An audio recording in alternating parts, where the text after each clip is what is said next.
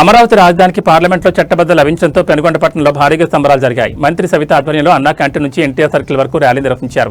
ఈ సందర్భంగా సీఎం చంద్రబాబు నాయకత్వం వర్ధిల్లాలని నినాదాలు చేశారు.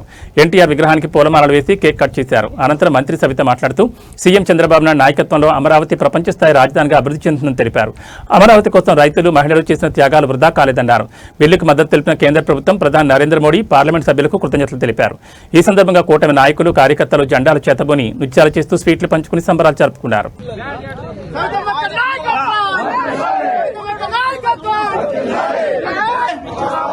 మన రాజధాని మన రాజధాని మన రాజధాని మన రాజధాని నరేంద్ర మోడీ గారి నాయకత్వం, పవన్ కళ్యాణ్ గారి నాయకత్వం, చంద్రబాబు గారి నాయకత్వం, నారా లోకేష్ గారి నాయకత్వం. ఎవరు కట్టమన్నా ఇది అయిపోయింది.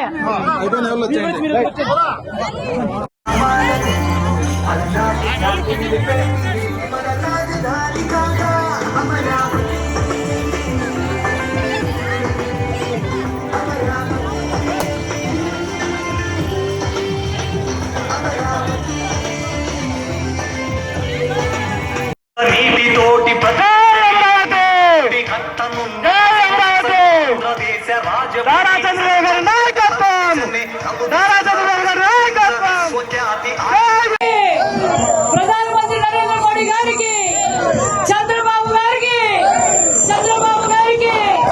డిప్యూటీ సీఎం పవన్ కళ్యాణ్ గారికి, మొన్నటి రోజున అసెంబ్లీలో చట్టబద్ధంగా మన రాజధాని అమరావతి అని మనం చట్టసభల్లో కూడా అమలు పరిచాం. మరి అదే విధంగా మరి దానికి కూడా మరి తుగ్లక్ తెలుసు మనకి. అప్పుడేమో అధికారంలోకి రాగానే 3 ముక్కల రాజధాని అన్నారు. తర్వాత కూడా భయభ్రాంతులు చేయాలనుకున్నారు. జగన్మోహన్ రెడ్డి, నువ్వు ఇంకా ఈ తరంలో ముఖ్యమంత్రి కాలేవు.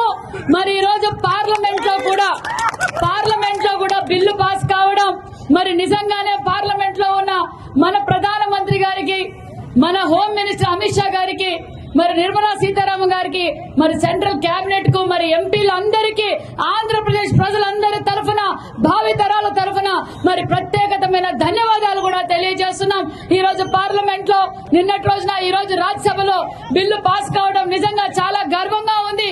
ఇది ఆంధ్రప్రదేశ్ 5 కోట్ల జనాభా ప్రజల కోరికని ఈ రోజు నెరవేరటం నిజంగా చాలా సంతోషంగా ఉందని తెలియజేస్తూ, మరి ఏదైతే మన నవ్యాంధ్రప్రదేశ్ తొలి ముఖ్యమంత్రి చంద్రబాబు నాయుడు గారు ఈ రోజు భావితరాల భవిష్యత్ కోసం ఆ రోజు 14-19లో రాజధాని కోసం మరి ఏర్పాటు చేయడం, మరి కుర్చీలో కూర్చున్న తర్వాత మరి దానిని 3 ముక్కలాడడం, మళ్ళా నిన్నటి రోజు కూడా ఒక మాట మాట్లాడడం మనం అందరం చూసాం. మరి ఈ రోజు ఇంకా అమరావతి రాజధానిని అతి పెద్ద నగరంగా మనందరి భావితరాల భవిష్యత్తుకు మన ముఖ్యమంత్రి చంద్రబాబు నాయుడు గారు, మన డిప్యూటీ సీఎం పవన్ కళ్యాణ్ గారు మరి పునాదులు వేయబోతున్నారన్న విషయాన్ని కూడా తెలియజేస్తూ, మరొక్కసారి రాష్ట్ర ప్రజలందరి తరఫున ప్రధానమంత్రి గారికి కూడా ప్రత్యేకమైన ధన్యవాదాలు కూడా తెలియజేస్తున్నాం.